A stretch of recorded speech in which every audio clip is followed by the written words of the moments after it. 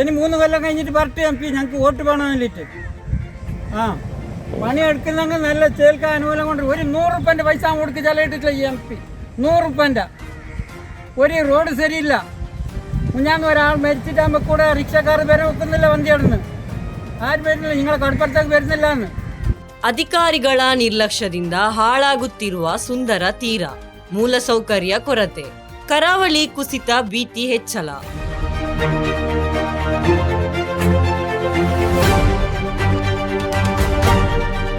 ಸುಂದರ ಕಡಲ ತೀರ ಪ್ರದೇಶಗಳಲ್ಲಿ ಒಂದಾದ ಮಂಗಲ್ಪಾಡಿ ಪಂಚಾಯತ್ ವ್ಯಾಪ್ತಿಯ ಬೇರಿಕೆ ಬೀಚ್ ಇಂದು ಹಾಳಾಗುವ ಅಂಚಿನಲ್ಲಿದೆ. ಪ್ರವಾಸೋದ್ಯಮಕ್ಕೆ ಅಪಾರ ಸಾಧ್ಯತೆಗಳಿರುವ ಈ ಪ್ರದೇಶದಲ್ಲಿ ಮೂಲಭೂತ ಸೌಲಭ್ಯಗಳ ಕೊರತೆ ಹಾಗೂ ಸಮುದ್ರ ಅಲೆಗಳ ದಾಳಿಯ ಭೀತಿ ಹೆಚ್ಚುತ್ತಿರುವುದು ಆತಂಕಕಾರಿ ಸ್ಥಿತಿಯನ್ನು ಉಂಟುಮಾಡಿದೆ. ಈ ವಿಷಯದಲ್ಲಿ ಸ್ಥಳೀಯ ಜನಪ್ರತಿನಿಧಿಗಳು, ವಿಶೇಷವಾಗಿ ಸಂಸದರಾದ ರಾಜಮೋಹನ್ ಉನ್ನಿತ್ತಾನ್ ತೋರಿಸುತ್ತಿರುವ ಮೌನ ಸ್ಥಳೀಯರ ಆಕ್ರೋಶಕ್ಕೆ ಕಾರಣವಾಗಿದೆ. ഇത് ഞങ്ങളെ പെരിങ്ങനാട്, കടപ്പുറനാട്. ഞങ്ങൾക്ക് കൊടുക്കുന്ന നല്ലൊരു MP ഇതുവരെ ഞങ്ങൾക്ക് എത്തിയിട്ടില്ല. 40 കൊല്ലം മുമ്പ് സൂപ്പറിൻ്റെ കാലത്ത് 40 കൊല്ലം മുന്നിട്ട കല്ലിങ്ങ നോക്കിയല്ല. ഇപ്പോൾ ഒരു രോഗം തുടങ്ങി. അങ്ങനെ പള്ളിയിൽ ചീറിന് കൊടുക്കുമ്പോൾ കോണിയിൽ കെട്ടിയിട്ട് പൊയ്യിട്ടിട്ട് സമാക്കുന്ന.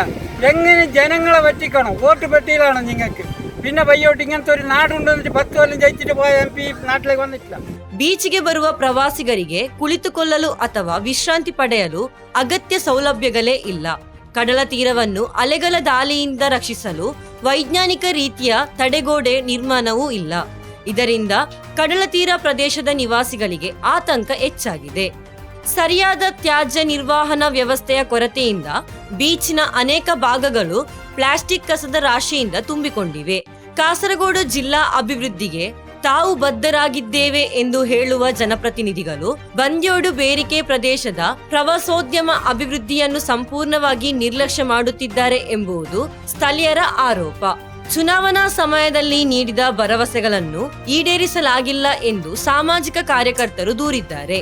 ಕೇಂದ್ರ ಸರ್ಕಾರದ ನಿಧಿಯನ್ನು ಬಳಸಿಕೊಂಡು ಬೀಚ್ ಸುಂದರೀಕರಣಕ್ಕೆ ಕ್ರಮ ಕೈಗೊಳ್ಳಲಾಗುತ್ತಿಲ್ಲ ಎನ್ನಲಾಗಿದೆ.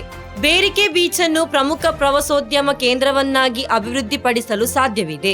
ಆದರೆ ಇಲ್ಲಿ ಎದುರಾಗಿರುವ ಸಮಸ್ಯೆಗಳಿಗೆ ಸಂಸದ ನಿಧಿ ನೀಡಲಾಗುತ್ತಿಲ್ಲ.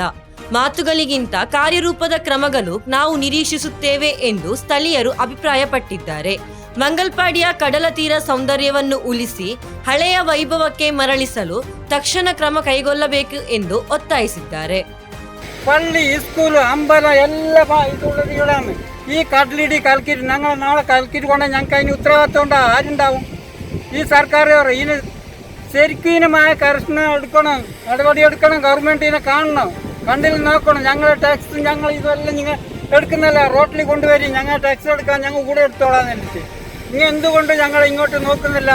ആരും വരുന്നില്ല, ഇങ്ങോട്ട് ചിന്തിക്കുന്നില്ല.